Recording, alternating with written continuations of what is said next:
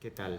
Pues el día de hoy vamos a imaginarnos a una chica, a una niña huérfana, una niña refugiada, prácticamente alguien insignificante, una niña que pudiera pasar desapercibida a simple vista y de repente su vida da un giro completo de 180 grados mirando hacia una dirección completamente nueva, completamente distinta, una realidad que nunca se hubiera imaginado, ¿verdad?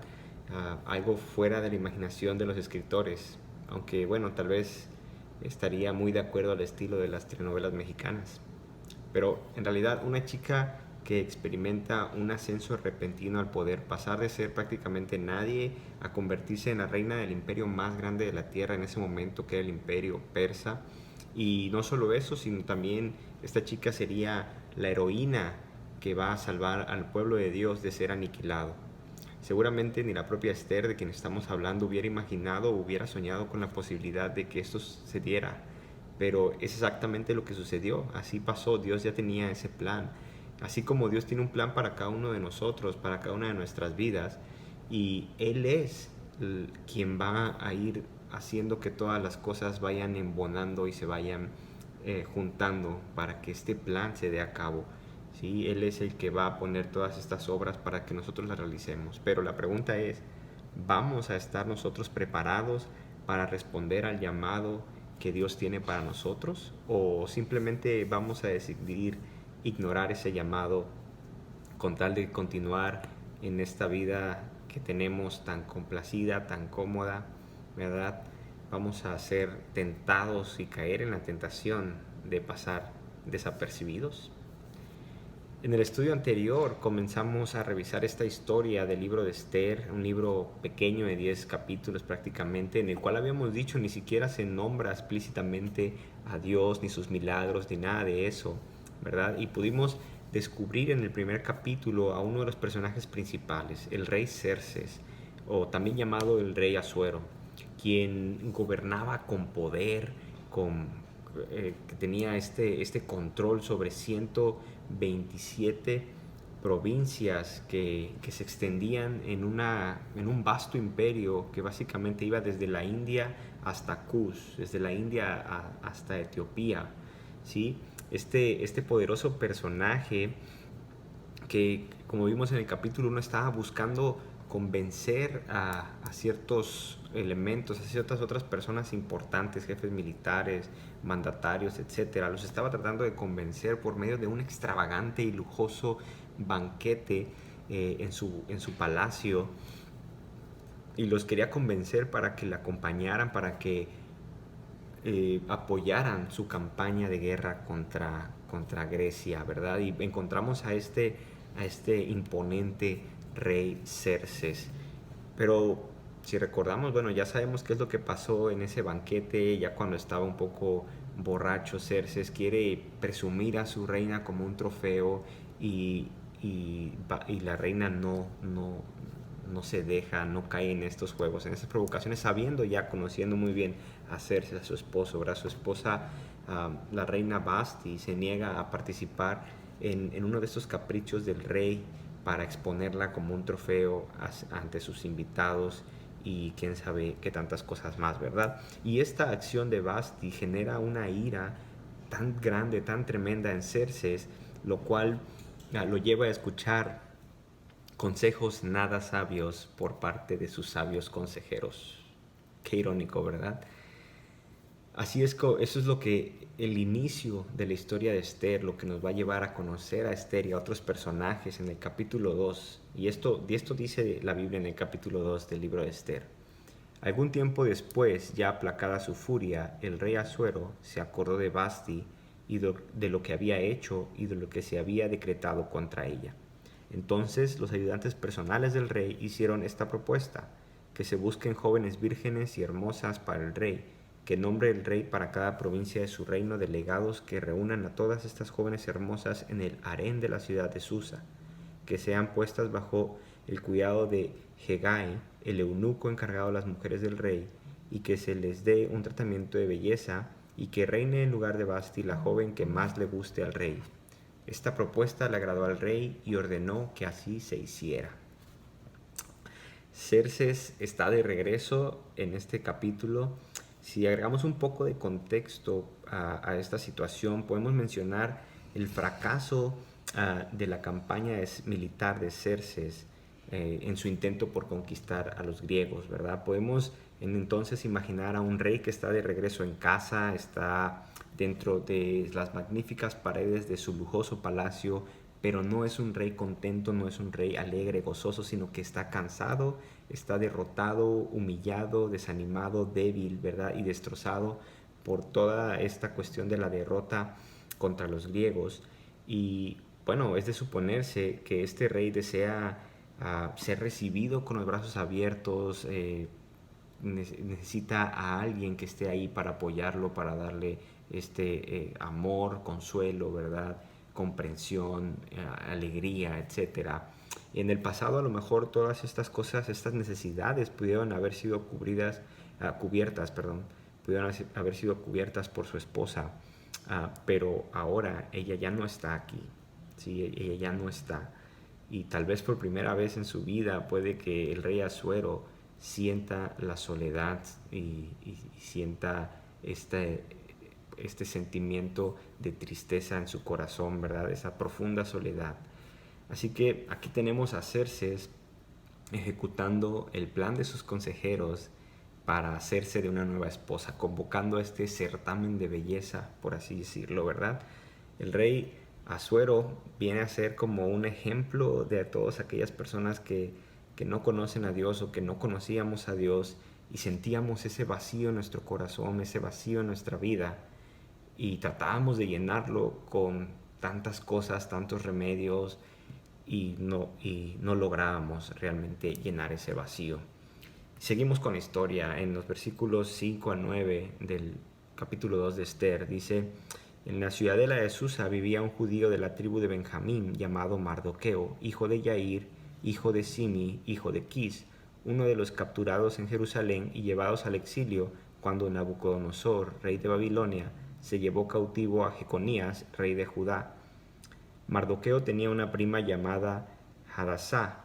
Esta joven, conocida también como Esther, a quien había criado porque era huérfana de padre y madre, tenía una figura atractiva y era muy hermosa. Al morir sus padres, Mardoqueo la adoptó como su hija. Cuando se proclamó el edicto y la orden del rey, muchas jóvenes fueron reunidas en la ciudadela de Susa y puestas al cuidado de Hegai. Esther también fue llevada al palacio del rey y confiada a Hegai, quien estaba a cargo del harén. La joven agradó a Hegai y se ganó su simpatía, por eso él se apresuró a darle el tratamiento de belleza y los alimentos especiales. Le asignó las 7 doncellas más distinguidas del palacio y la trasladó con sus doncellas al mejor lugar del harén.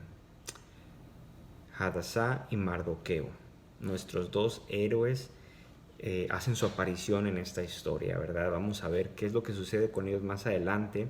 Pero ¿quién es Hadasá? ¿Verdad? Hadasá es el nombre hebreo de Esther, que significa mirto.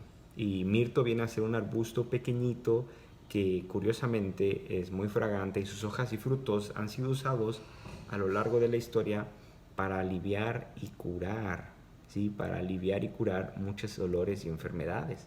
Curiosamente, este nombre es muy apropiado para Esther, ¿verdad? Que tenga ese significado en relación con el rol que va a formar esta mujer en la historia de su pueblo, ¿verdad? ¿Y quién es Mardoqueo? Bueno, Mardoqueo viene siendo su primo, ¿verdad? Que era parte de la tribu de Benjamín, que dice que su historia familiar, básicamente 3 generaciones atrás, habían sido exiliados de Jerusalén por los babilonios. Y básicamente creció fuera, él no ha estado en Jerusalén, ha crecido fuera, ahora estando en Persia. Entonces, esto es Mardoqueo y esta es Hadasá, dos primos que básicamente son parte del pueblo escogido de Dios, tienen este llamado especial, pero han estado alejados, han estado fuera de casa y podríamos incluso decir que al adquirir estos nombres que no son hebreos, que no son judíos, ¿verdad? Que tienen otras raíces, pues básicamente han perdido su identidad o han ocultado su identidad también. Vamos a ver qué dice más adelante en los versículos 10 al 18. ¿Okay? Dice: Esther no reveló su nacionalidad, ni sus antecedentes familiares, porque Mardoqueo se lo había prohibido. Este se paseaba diariamente frente al patio del harén para saber cómo le iba a Ester y cómo la trataban. Ahora bien, para poder presentarla ante el rey, una joven tenía que completar los 12 meses de tratamiento de belleza prescritos, 6 meses con aceite de mirra y 6 con perfume y cosméticos. Terminado el tratamiento, la joven se presentaba ante el rey y podía llevarse de la arena al palacio todo lo que quisiera. Iba al palacio por la noche y a la mañana siguiente volvía a un segundo harén bajo el cuidado de Sasgás, el eunuco encargado de las concubinas del rey, y no volvía a presentarse ante el rey a no ser que él la deseara y la mandara a llamar. Cuando a Ester, la joven que Mardoqueo había adoptado y que era hija de su tío Abijail, le llegó el turno de presentarse ante el rey, ella no pidió nada fuera de lo sugerido por Hegai, el eunuco encargado del harén del rey. Para entonces ella se había ganado la simpatía de todo el que la veía. Ester fue llevada al palacio real ante el rey Asuero en el mes 10, el mes de Tebet, durante el 7º año de su reinado. Al rey le gustó Ester más que todas las vírgenes, así que él ciñó la corona real y la proclamó reina en lugar de Basti. Luego el rey ofreció un gran banquete en honor de Ester para todos sus funcionarios y servidores. Declaró un día de fiesta en todas las provincias y distribuyó regalos con generosidad digna de un rey. Pues muchas felicidades, Ester, muchas felicidades, porque no solo has ganado el concurso de belleza más importante del momento, sino que te has convertido como consecuencia, como un regalo, como tu premio en la reina del imperio persa. Una vez más, felicitaciones a Ester, o debería decir a Hadassah. ¿Qué es lo que está escondiendo la reina detrás de este nombre? Nada más ni nada menos que su identidad, su nacionalidad, su esencia, quién es ella en verdad. Claro, esto lo ha hecho por consejo de su propio primo, ¿verdad? Pero aún así, refugiada bajo una nueva identidad, para pasar desapercibida, no sé cuál habrá sido la intención detrás de todo esto. Puede que Mardoqueo simplemente le dijera a su prima: es por tu propia protección, es mejor que te mezcles entre las demás personas, que pases desapercibida. Es preferible a lo mejor que te amoldes al mundo actual. Pero si Pablo estuviera ahí, yo creo que le hubiera dicho algo distinto, ¿verdad? Le hubiera dicho algo como lo que nos dijo a nosotros en Romanos 12:2.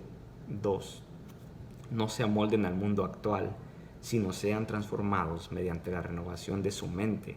Así podrán comprobar cuál es la voluntad de Dios, buena, agradable y perfecta. La verdad es que todos tenemos la oportunidad, o hemos tenido la oportunidad de elegir entre conformarnos o transformarnos. Podemos conformarnos con encajar en la sociedad, con pasar desapercibidos, o podemos mejor ser transformados y ser más como Cristo. Ya sabemos qué es lo que eligió Ester y Mardoqueo en este momento, ¿verdad? Pero afortunadamente esa no fue una decisión definitiva, sino solo una decisión temporal. La vida de estos personajes seguiría cambiando y las situaciones a las que están a punto de enfrentarse van a requerir mucho valor de parte de ellos, valor para permanecer fieles a su llamado como pueblo escogido de Dios y no olvidarse de su identidad. Puede que, al igual que Ester y Mardoqueo, alguna vez en tu vida has tenido o has estado tentado a ocultar tu identidad, tus valores, tus orígenes, tus raíces, ¿verdad? Tus creencias, para pasar desapercibido ante los demás, para mezclarte, para que la gente no te señale, para evitar ser ofendido o incluso para evitar ser humillado, ¿verdad? Para evitar ser sujeto de burlas o cosas por el estilo. A fin de cuentas, puede que hayas cedido a la tentación de pasar desapercibido con tal de encajar en la sociedad, para mantenerte a lo mejor en ese grupo de amigos en el que tanto quieres estar. ¿Te ha sucedido algo así? ¿Te has olvidado de quién eres? Y si te has olvidado de quién eres, te lo recuerdo en 1 de Juan 3, 1 al 2. Miren lo grande que es el amor que el Padre nos ha mostrado. Hasta llega a ser posible que seamos llamados hijos de Dios. Y eso es lo que de verdad somos. Por eso la gente del mundo no nos conoce, pues el mundo no conoce a Dios. Mis estimados hermanos, ahora somos hijos de Dios, pero todavía no sabemos lo que seremos en el futuro. Lo que sí sabemos es que cuando Cristo regrese seremos como Él, pues lo veremos tal y como Él es. Somos hijos de Dios. Todos hemos tenido momentos en los cuales somos tentados a ignorar, a olvidar o incluso a negar nuestra identidad. Cuando uno de esos momentos te vuelva a llegar, recuerda la historia de Esther y de Mardoqueo, pero recuerda que esta historia no se queda aquí en el capítulo 2, sino que esta historia continúa. Hay muchos más capítulos por delante, ¿sí?